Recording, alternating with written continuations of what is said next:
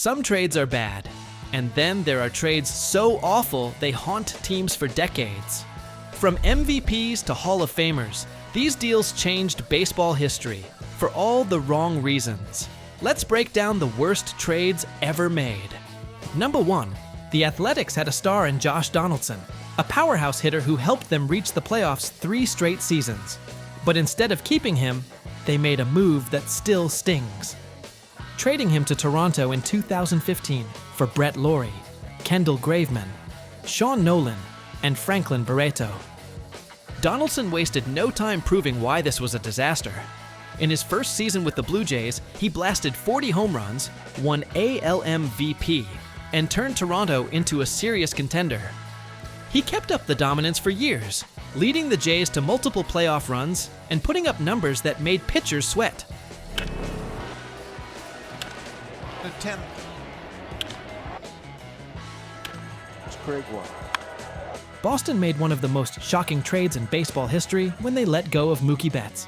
The guy was on fire. 4 straight All-Star appearances, a Gold Glove every year, and a World Series MVP in 2018. You don't just trade a player like that. But the Red Sox did. And for what? Alex Verdugo, Jeter Downs, and Connor Wong. Mookie had just signed a record-breaking $27 million arbitration contract. But when it came time to commit long-term, the Red Sox backed off. So instead of building the team around one of the best players in the league, they shipped him off to the Dodgers, along with David Price. And LA wasted no time locking him down with a 12-year, $365 million deal. Since then, the Dodgers have won 2 World Series and built a dynasty. That ball's hit hard. The left center field. Merrill on the run to the track, to the wall. Goodbye! Mookie Betts does it again in the first. And the Dodgers are on the board. Detroit made a trade in 1987 that might haunt them forever. They were pushing for the playoffs and needed a solid pitcher, so they sent an unproven minor leaguer named John Smoltz to the Braves in exchange for veteran Doyle Alexander. At first, it looked like a win. Alexander pitched well and helped the Tigers reach the ALCS. But that short-term success came at a massive cost. Smoltz didn't just turn out to be good.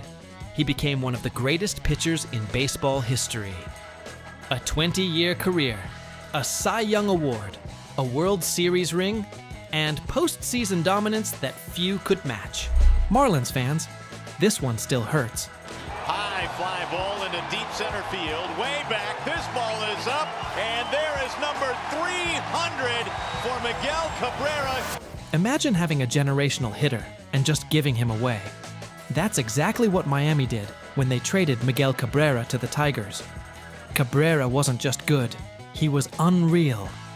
4 All-Star appearances in 5 seasons, a bat that haunted pitchers, and a future Hall of Fame career.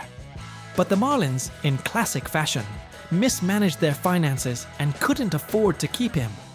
So they panicked and shipped him to Detroit. In return, 2 top prospects, Cameron Maybin and Andrew Miller.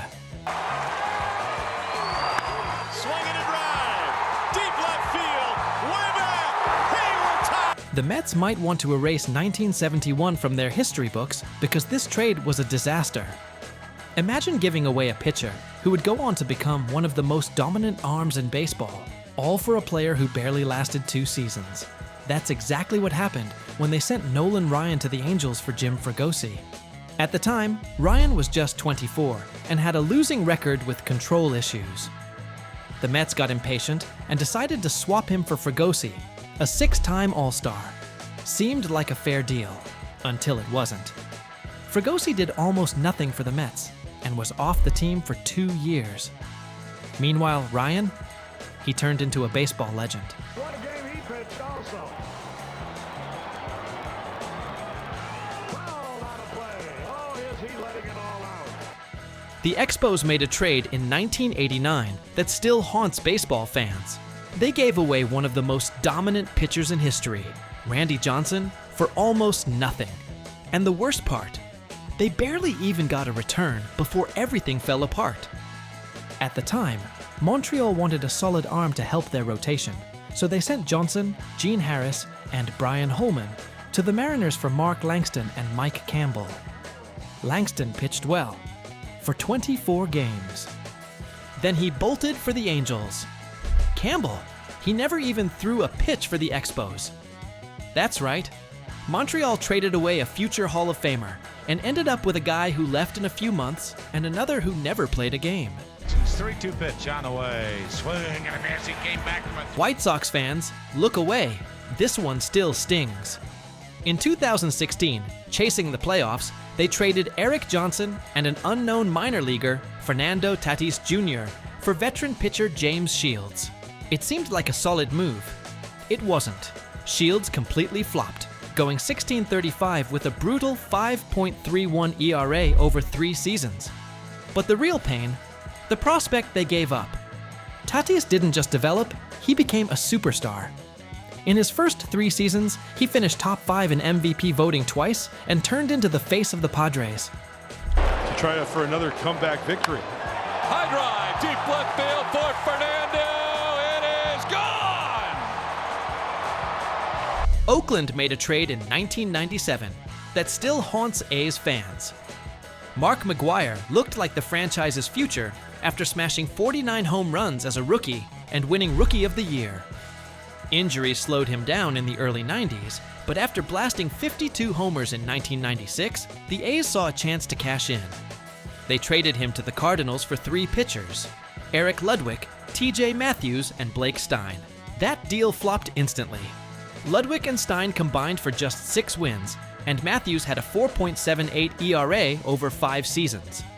Meanwhile, McGwire exploded in St. Louis, crushing 220 home runs and making history in 1998 as the first player to hit 62 homers in a season. The man of the hour, Mark McGwire, who is 0 for 1 tonight, is second at bat here in the 4th. Boston made a brutal mistake in 1990 when they traded Jeff Bagwell for almost nothing.